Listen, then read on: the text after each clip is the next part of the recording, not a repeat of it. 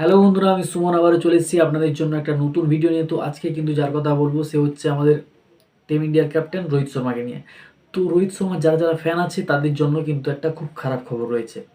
তো কী জন্য খারাপ খবর রয়েছে তার কারণ হচ্ছে রোহিত শর্মার কিন্তু খুব গুরুতর আহত হয়েছে, যেটা চোট লেগেছে আমরা খবর পাচ্ছি। তো সেই কারণে কিন্তু চতুর্থ টেস্ট ম্যাচ কিন্তু মিস করতে পারে রোহিত শর্মা, যেটা 26 তারিখ থেকে শুরু হচ্ছে। মেলবোর্নে বক্সিং ডে টেস্ট নামে পরিচিত। তো সেই টেস্ট কিন্তু রোহিত শর্মা নাও খেলতে পারে, যেটার বেশিরভাগই চান্স রয়েছে। আর এটা কিন্তু ভারতের জন্য করো ইয়া মরো ম্যাচ। এই ম্যাচটা কোনোভাবেই জিততে হবে, না হলে কিন্তু ভারতের স্বপ্ন অধুরা থেকে যাবে। তার কারণ হচ্ছে ভারত কিন্তু আর ওয়ার্ল্ড টেস্ট চ্যাম্পিয়ন সেমিফাইনালের জন্য কোয়ালিফাই করতে পারবে না। তো এই জন্য কিন্তু এই ম্যাচটা খুব গুরুত্বপূর্ণ। আর এখানে যদি রোহিত শর্মা মিস করে ম্যাচটা, তাহলে কিন্তু অস্ট্রেলিয়ার জন্য অনেকটা প্লাস পয়েন্ট হয়ে যাবে। তাছাড়া যদি রোহিত শর্মা এই ম্যাচটাতে না খেলে, তাহলে কিন্তু বুমরা ক্যাপ্টেন হিসেবে আমরা দেখতে পাবো, যেটা কিন্তু কোচেরও পছন্দ।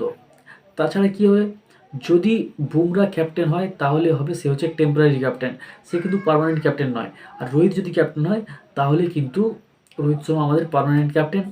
তাছাড়া কি, যদি রোহিত শর্মা ক্যাপ্টেনও হয় আর যদি খেলেও, তাহলে কিন্তু রোহিত শর্মা কিন্তু ওপেনিং করবে না এই ম্যাচে। তার কারণ হচ্ছে এখানেও কিন্তু জয়সওয়ালের সঙ্গে রাহুলই ওপেনিং করবে।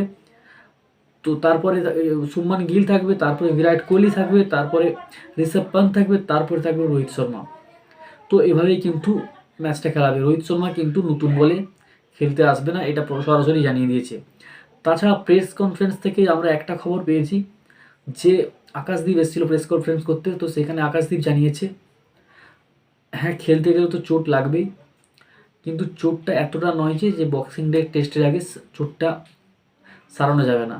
তো তার আগে ফিট হয়ে উঠবে রোহিত শর্মা, এরকমটা জানিয়েছে। তো এখন দেখার বিষয় রোহিত শর্মা ম্যাচটা খেলে কি খেলে না। তো যদি রোহিত শর্মা খেলে তাহলে কিন্তু সেই 6th বা 5th পজিশনেই ব্যাটিং করবে। তো বুমরা যদি ক্যাপ্টেন হয় তাহলে কিন্তু জেতার চান্সটা আমার মনে হয় বেশি, কারণ রোহিত শর্মা ক্যাপ্টেন হয়েও সেরকম কিছু একটা করে দেখাতে পারেনি এই বর্ডার গাভাস্কার ট্রফিতে। কারণ বর্ডার গাভাস্কার ট্রফিতে না আছে রোহিত শর্মার রান, না আছে ক্যাপ্টেন্সি হিসেবে ম্যাচের জয়। তো সেই প্রথম ম্যাচে বুমরা ক্যাপ্টেন ছিল, যদি বুমরার হাত ধরে জয় আসে, যদি বুমরা ক্যাপ্টেন হয়।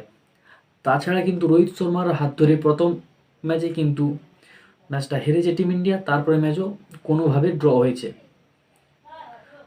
তো এখন দেখার বিষয় রোহিত শর্মা ম্যাচটা খেলে কি খেলে না, সেটার জন্য অবশ্যই অপেক্ষায় থাকবো।